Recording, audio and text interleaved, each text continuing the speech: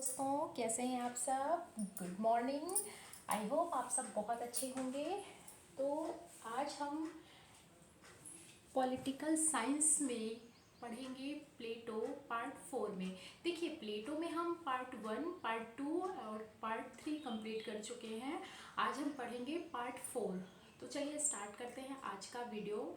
और अगर आपको ये वीडियो पसंद आए तो इसको लाइक शेयर और सब्सक्राइब कर लीजिएगा। खूब सारा शेयर करिएगा जिससे कि ये वीडियो बहुत सारे लोगों तक पहुंच सके। तो चलिए स्टार्ट करते हैं आज का वीडियो। देखिए, अगर हम बात करते हैं प्लेटो के विषय में, तो प्लेटो की शिक्षा के सिद्धांत के विषय में आज पार्ट 4 में बात करेंगे। प्लेटो, हेडिंग डालेंगे प्लेटो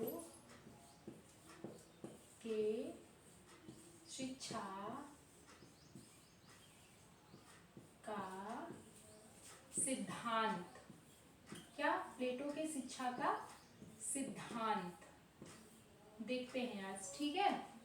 इसके आगे देखिए, प्लेटो ने सबसे पहले कहा है आदर्श राज्य के विषय में, जैसा कि हम पार्ट 1 पार्ट 2 में पढ़ चुके हैं कि जब तक प्लेटो ने कहा है कि जब तक व्यक्तियों में आपसी सामंजस्य यानी आपसी एकता, आपसी समझ की बात प्लेटो ने कही है कि जब तक व्यक्तियों में आपसी सामंजस्य नहीं होगा तब तक न्याय की कल्पना दूर दूर तक नहीं की जा सकती है। ये प्लेटो ने कहा है। तो चलिए इसको नोट डाउन कर लेते हैं। पहले प्लेटो ने कहा है, ये प्लेटो का कथन है कि जब तक व्यक्ति में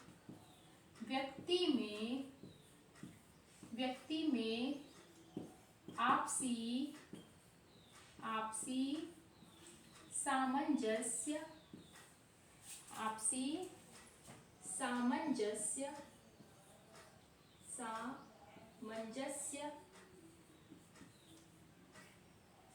नहीं होगा तब तक न्याय की कल्पना भी नहीं की जा सकती है। कल्पना भी नहीं की जा सकती है। ये प्लेटो का कथन है, प्लेटो महोदय का, कि जब तक व्यक्तियों में आपसी सामंजस्य, आपसी एकता नहीं होगी तब तक न्याय की कल्पना भी नहीं की जा सकती है। किसी एक के साथ न्याय होगा और किसी दूसरे के साथ अन्याय होगा। तो ये कथन हमने देख लिया, इसको कर लेते हैं एरेज और बढ़ते हैं आगे। चलिए आगे देखते हैं प्लेटो ने क्या कहा है। देखिए, प्लेटो की एक प्रसिद्ध पुस्तक के विषय में हम पहले ही बात कर चुके हैं। इनकी प्रसिद्ध पुस्तक रिपब्लिक है, जिसमें इन्होंने न्याय पे बल दिया है। प्रसिद्ध पुस्तक रिपब्लिक है जिसमें इन्होंने ज़्यादा रिपब्लिक पे शिक्षा पर बल दिया है। अभी हम पढ़ रहे हैं प्लेटो की शिक्षा के सिद्धांत के विषय में। तो इनकी प्रसिद्ध पुस्तक रिपब्लिक है, सबसे प्रसिद्ध पुस्तक रिपब्लिक है, और इन्होंने रिपब्लिक पे शिक्षा के न्याय पे बल दिया है, मतलब न्याय, शिक्षा में न्याय पर बल दिया। देखते हैं आगे, शिक्षा पर बल दिया है इन्होंने रिपब्लिक में। प्रसिद्ध पुस्तक जैसा कि हम पढ़ चुके हैं रिपब्लिक है, ठीक है।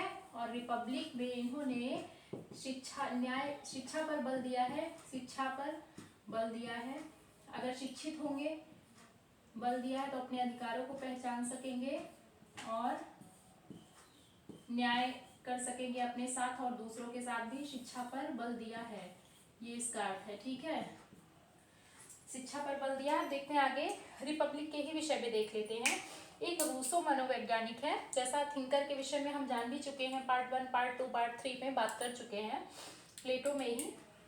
रिपब्लिक के संदर्भ में रूसो का कथन है कि यह राजनीति शास्त्र की नहीं वरन शिक्षा शास्त्र पर लिखी गई कृति है। देखिए, रिपब्लिक जो कि बहुत ही फेमस पुस्तक है, इसके विषय में रूसो महोदय कहते हैं, जो कि बहुत ही प्रसिद्ध थिंकर ये भी रहे हैं। रिपब्लिक शिक्षा पर लिखी गई एक कृति ही नहीं है, वरन रिपब्लिक, इसको नोट डाउन कर लेते हैं, शिक्षा पर लिखी गई कृति ही नहीं है, वरन ये एक प्रकार की न्याय पे लिखी गई कृति है। रिपब्लिक शिक्षा पर राजनीति शास्त्र ही नहीं वरन शिक्षा शास्त्र पर लिखी गई कृति है।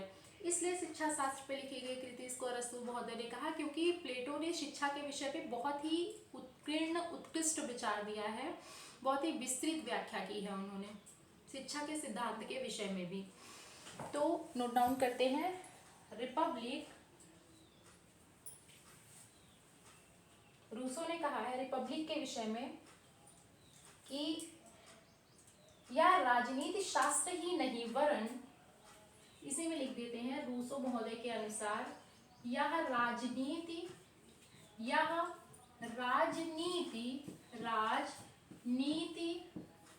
शास्त्र ही नहीं, राजनीति शास्त्र, यह राजनीति शास्त्र नहीं वरन शिक्षा शास्त्र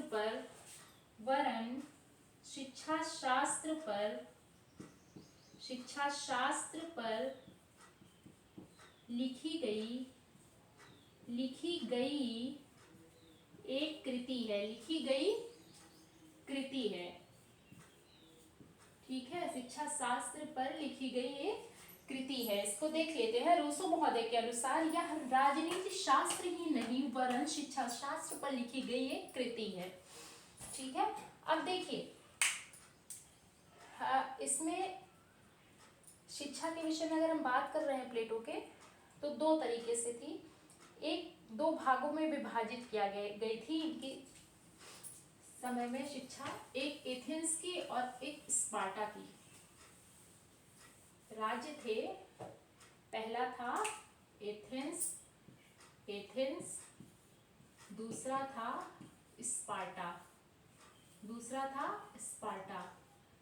स्पार्टा, जहां से एथेंस में ही प्लेटो का जन्म हुआ था। यहाँ पे दार्शनिक ज्यादा थे एथेंस में ही, इसके विषय में हम पढ़ चुके हैं। एथेंस में प्लेटो का जन्म हुआ था, स्पार्टा ये दूसरा राज्य था। तो इसके दोनों राज्य के विषय में देख लेते हैं कहाँ पे शिक्षा कैसी थी। पहले हम पढ़ेंगे एथेंस में शिक्षा कैसी थी व्यवस्था, फिर हम पढ़ेंगे दूसरा स्पार्टा पे शिक्षा व्यवस्था कैसी थी। और एथेंस और स्पार्टा को मिला करके प्लेटो ने अपनी शिक्षा व्यवस्था दी थी, यानी कि अपने शिक्षा का सिद्धांत दिया था। तो देखते हैं आगे, तो देखते हैं एथेंस में शिक्षा व्यवस्था कैसी थी। तो एथेंस के राज्य द्वारा नियंत्रित शिक्षा नहीं दी जाती थी। एथेंस में, ये आगे नोट डाउन कर लेते हैं, एथेंस में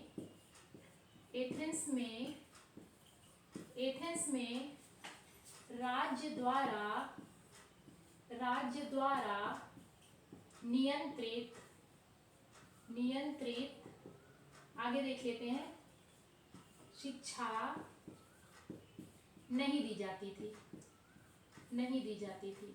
इसी का उल्टा था ठीक स्पार्टा में, ठीक है, शिक्षा नहीं दी जाती थी, राज्य द्वारा नियंत्रित शिक्षा नहीं दी जाती थी।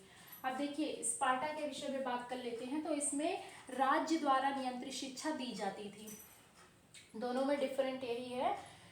एथेंस में राज्य द्वारा नियंत्रित शिक्षा नहीं दी जाती थी और स्पार्टा में राज्य द्वारा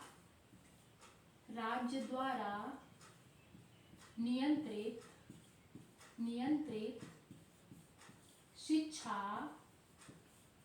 व्यवस्था दी जाती थी, ठीक है, जाती थी, राज्य द्वारा नियंत्रित शिक्षा दी जाती थी।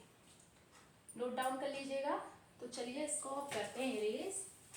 नियंत्रित शिक्षा दी जाती थी। बढ़ते हैं आगे। अब देखिए हमने देखा एथेंस की शिक्षा व्यवस्था और स्पार्टा की शिक्षा व्यवस्था। अब इन दोनों राज्यों की शिक्षा व्यवस्था को मिला करके प्लेटो ने अपनी शिक्षा व्यवस्था दिया था। तो अब प्लेटो की शिक्षा व्यवस्था के विषय पे हम नेक्स्ट वीडियो में देखेंगे। और आज की वीडियो यहीं पे एंड करते हैं, पार्ट 5 में मिलते हैं, क्योंकि वीडियो बहुत ज़्यादा लंबी हो जाएगी। तो आज के लिए इतना ही। नमस्कार, जय हिंद।